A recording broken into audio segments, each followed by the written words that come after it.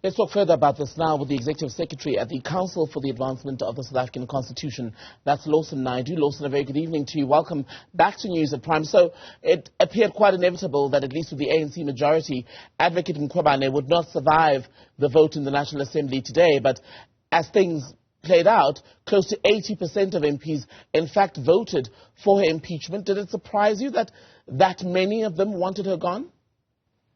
I suppose a little bit surprised by the scale of the vote, way beyond the two-thirds majority that was required. But I think, as was demonstrated in some of the clips you played just now, the committee did do its work. It spent over a year conducting this inquiry. Volumes of evidence were led based on some very damning criticisms of the conduct of Busisiwe Mkhwebane in various court cases that she came up against. And the committee went through that, and there was very little in the way of substantive response to those very serious allegations that were made. So it's hardly surprising that the National Assembly as a whole voted to endorse the report of that thorough process that was conducted by the Section 194 committee. It's a vindication of the role of Parliament and the responsibility of heads of Chapter 9 institutions to be accountable to Parliament, even though they are independent institutions, because independence must also carry with it the responsibility of being accountable. Strong vote, but not unanimous, because the likes of the ATM still believe that Advocate Mkhwebane was basically mistreated by the inquiry. In fact, the party leader, Vuyezungula, speaking to us today, said that he will support her when she takes this process on legal review. He, for example, cited the fact that she could not, during the inquiry, give oral evidence. Could that have improved her chances of holding on to her job if basically they'd gone with oral evidence instead of a written submission? Well, they went with written submissions at the end because of the clock running down. Due, it has to be said, mainly to Busisiwe Mkhwebane's own stance of delaying the process. She was given further funds for legal assistance towards the end of the process, despite what some people are saying. And she had every opportunity to bring to the committee information that would challenge the allegations that were made, that would challenge the evidence that was presented by witnesses, but she failed to do so, and instead brought into play issues that were of very little relevance, such as the fact that the Office of the Public Protector had received clean audit reports. Now, that has got nothing to do with her conduct in those specific cases on which the charges were based. And legally, Lawson, as of tonight, is she officially former public protector, or do we have to wait until President Ramaphosa has basically acted on the vote today in the National Assembly?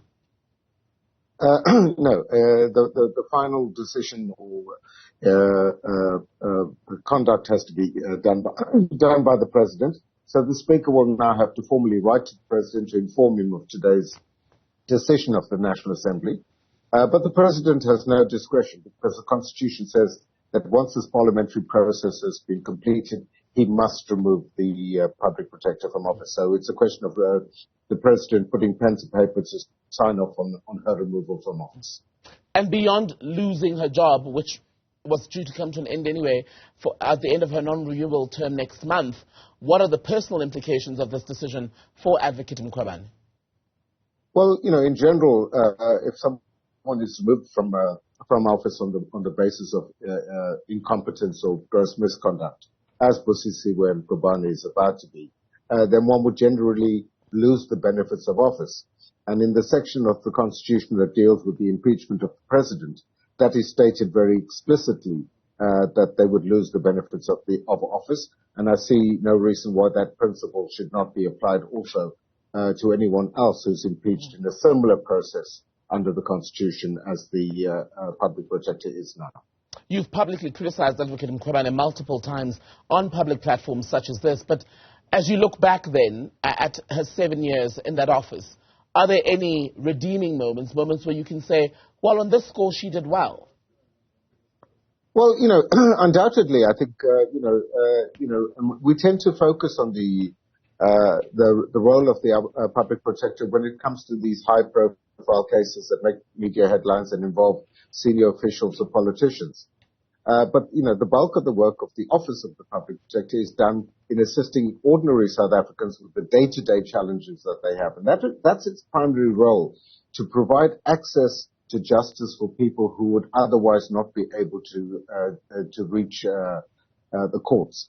And in that regard, I think the office has done well. It's maintained a level of performance in dealing with those. But the issue became that of the politicization of that office and Busisiwe Mkhwebane's apparent appeal to go along with that politicization and take active political positions and even factional positions, which has ultimately led to her demise. The committee found she was incompetent from the inquiry hearings, but also those who defend her say Advocate Mkhwebane's only sin was basically stepping on the wrong toes. Are the two things necessarily mutually exclusive? Could they both be true? Well, they could both be true, but in the cases let me say that in the cases where she made findings against senior public officials, including, for example, President Ramaphosa in the CR17 matter, against Minister Pravin Gordhan. She lost when those issues were taken on review. So yes, her defenders would argue she stood up to them, but they were challenged and their reports were set aside.